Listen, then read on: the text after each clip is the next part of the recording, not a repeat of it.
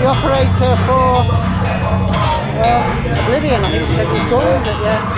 So a few years you've been on here? Yeah, about 3 years I've been working here now. Ride's alright, it's been good today, so I love that ride then, I think it's my favourite ride. Yeah, it's quite disorientating though, isn't it? It's quite high up. I think this one and the Red Devil at Funland are my two favourite rides. Oh yeah, quite an extreme ride then, yeah. Yeah, I think I like the practice over the sea as well. Yeah, it's a nice view when you're up there, isn't it?